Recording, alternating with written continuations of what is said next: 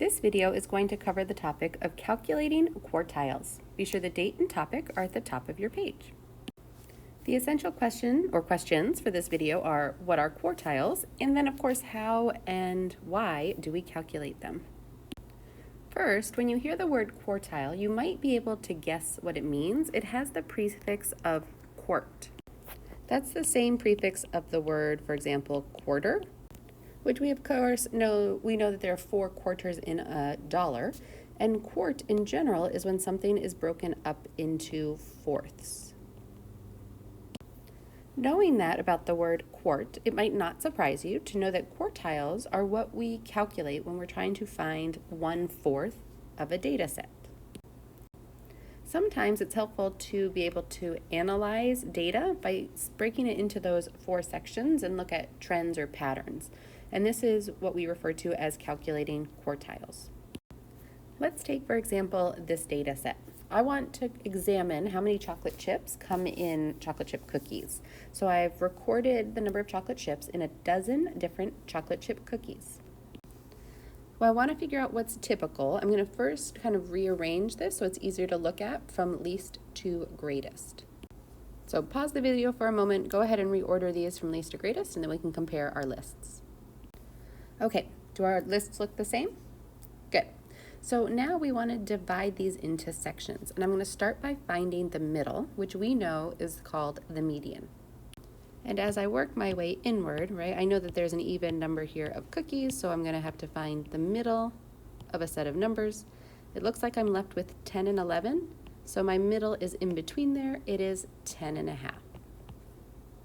Now what that tells me right off the bat is that 50% of the cookies in this sample have more than 10.5 chips. So if I'm looking and I'm just picking one at random, I have a 50% chance of getting, at least 10.5 chips in my cookie.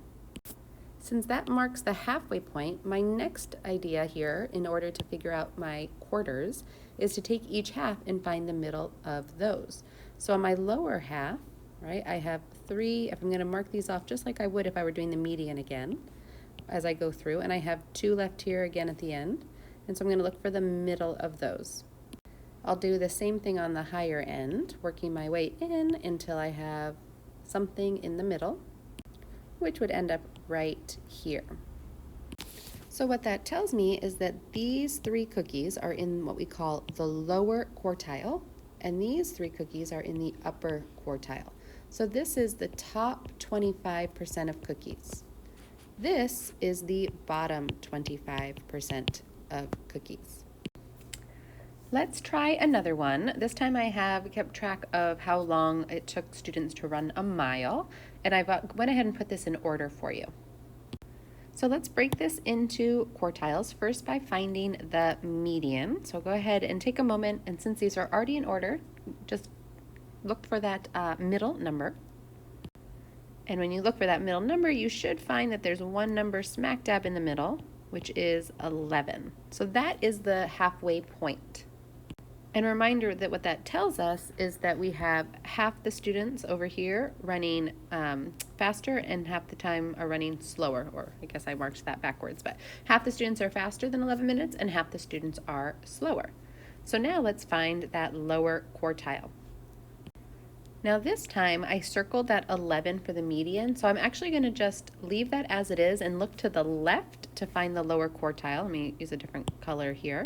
So this section is all I need for my lower quartile, and if I work my way inward, I will find here that my answer would be 7. And what that means is that 25% of our students, very impressively, can run a mile in 7 minutes or less.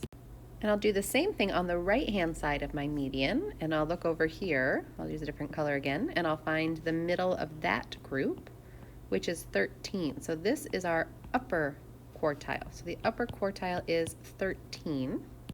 And what that means is that the upper end, right, the longer end, 25% of the students took 13 minutes or longer to run that mile.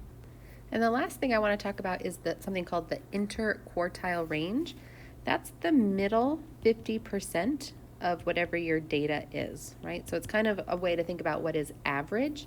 And we do that by taking our upper quartile value and subtracting our lower quartile value.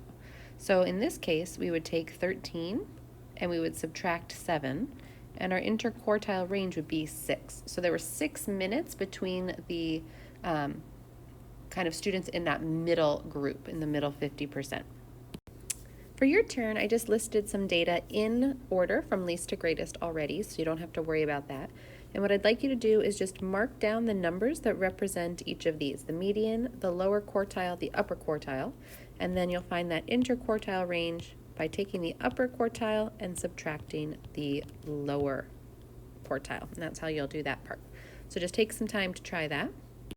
And that will give us a chance to review that essential question, which is what are quartiles? We now know they are something that breaks up data into 4 sections.